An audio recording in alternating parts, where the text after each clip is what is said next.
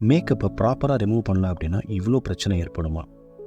Number 1, உங்கள் ஸ்கின்னில் இருக்கக்கூடிய force வந்து பிளாக் ஆயிரும். இதனால் உங்கள் ஸ்கின்னால் ப்ரீத் பண்ண முடியாது.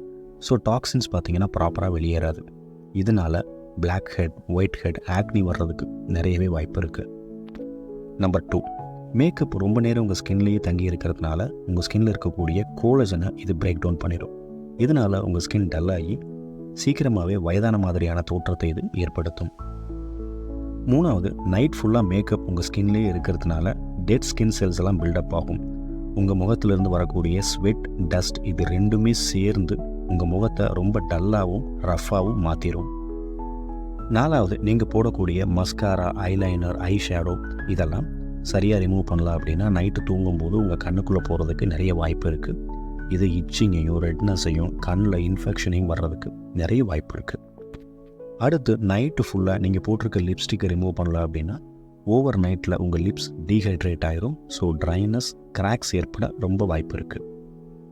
அடுத்து ரொம்ப முக்கியமான விஷயம், உங்கள் ஸ்கின் நைட் டயத்தில் தான் நல்லா ஹீல் பண்ணும்.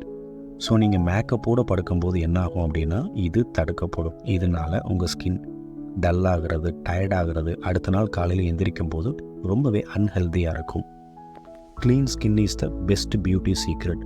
எப்போ மேக்கப் போட்டாலும் ப்ராப்பராக ரிமூவ் பண்ணிவிட்டு அதுக்கப்புறமா தூங்குங்க. அதுதான் உங்கள் ஸ்கின்னுக்கு ரொம்பவே நல்லது.